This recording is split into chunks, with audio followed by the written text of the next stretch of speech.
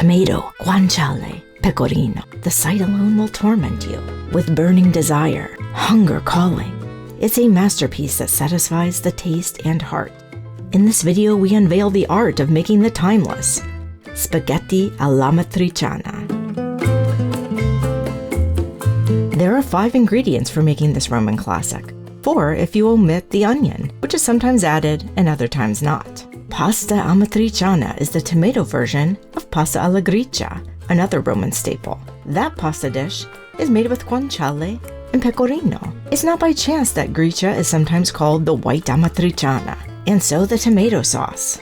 We mix puree with a bit of whole canned tomato crushed to a rough pulp, pecorino romano cheese, or if you can find it, choose a pecorino di Amatrice, semi-aged if possible, finely grated like a powder.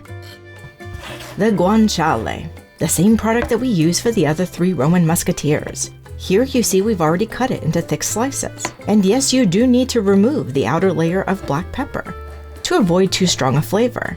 And we cook the guanciale like this, as thick slices, and then cut it into strips. And we'll explain why in a minute.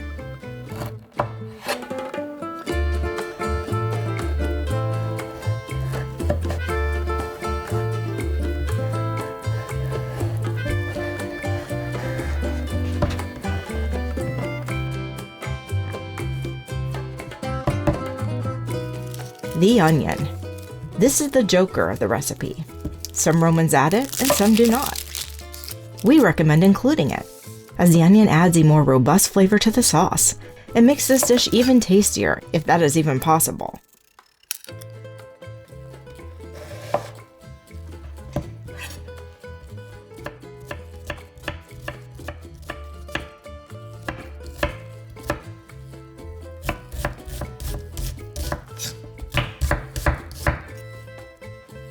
With all of our ingredients assembled, it's time to start cooking the pasta. This is a fast dish, ready in the time it takes to cook the pasta. You can use spaghetti, or tonorelli, or bucatini. We're cooking the pasta about 3/4 of the way to al dente, and then we'll finish it off in the pan. And here we're adding a little less salt than normal to the pasta water, as Amatriciana has an abundance of 2 very salty ingredients, the pecorino and the guanciale. Amatriciana, carbonara, gricia, cacio e pepe are fast and easy dishes to make for a quick lunch or dinner. And in goes the guanciale. We saute it in thick slices because it's easier to obtain a more homogeneous cook.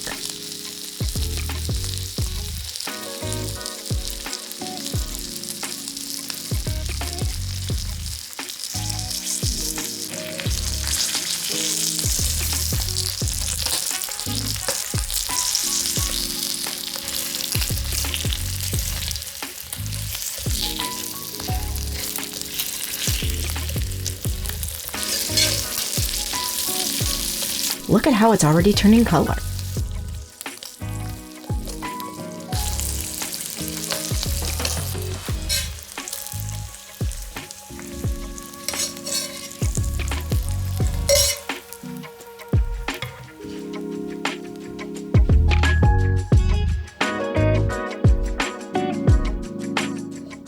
Succulent inside, and we just cut the cooked guanciale into strips and put it back in the pan to finish crisping it up.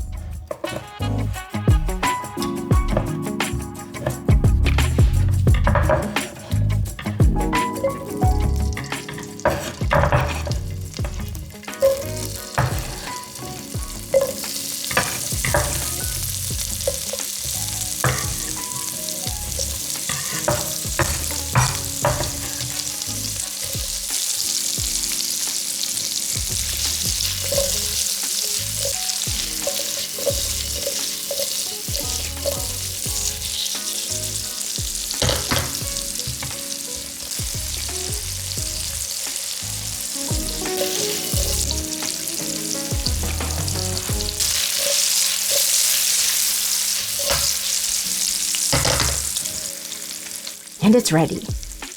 Crispy outside, succulent inside. We remove the guanciale from the pan and set it aside for now. And then we immediately add the minced onion to the hot guanciale grease to saute it until it is tender and translucent.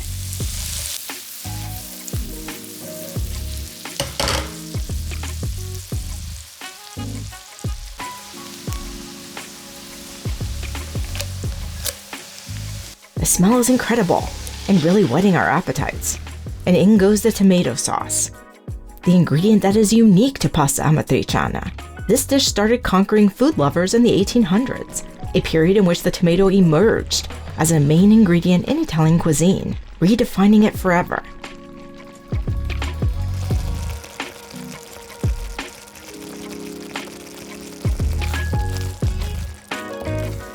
And it's time to also add a little red chili pepper. The Amatriciana should be a little spicy, but not so spicy as a pasta arrabbiata. But how does the sauce taste? I think you can guess.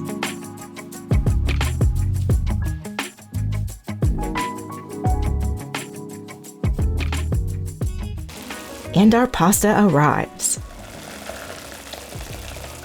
We've cooked it 3/4 of the way to al dente in the pot, and now we finish it in the pan.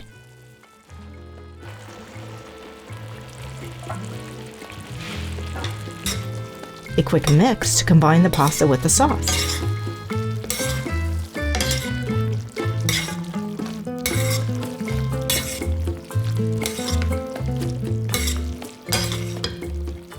In goes the crispy guanciale. We saved just a few pieces for decoration.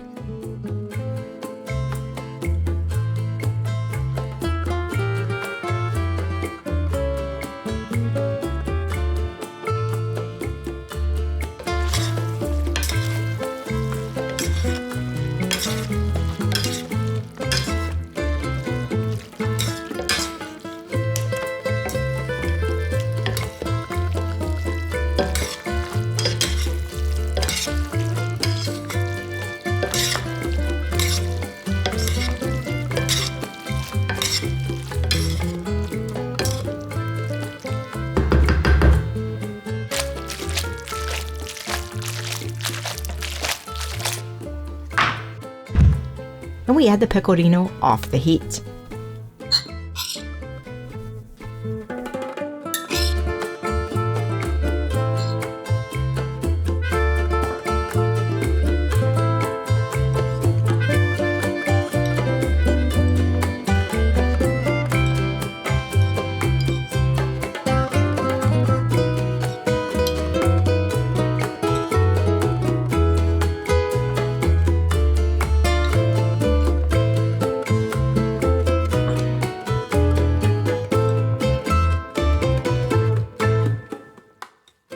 And this Roman masterpiece is ready. We plate immediately as the pasta is still steaming hot.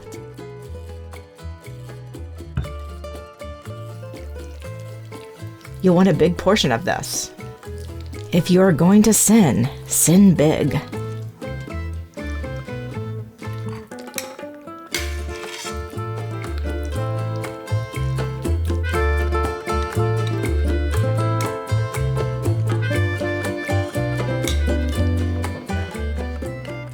We top with a few pieces of that crispy guanciale, a sprinkle more of pecorino.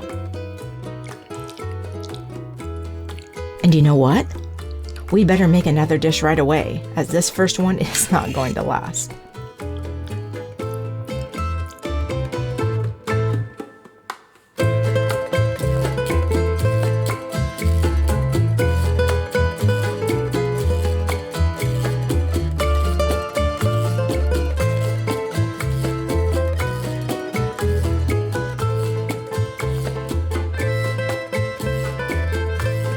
In fact, with fork in hand, and while we savor this unforgettable pasta, don't forget to subscribe to the Piatto Recipes channel, where we always make you hungry, but show you how to satisfy that hunger like an Italian pro. E buon appetito!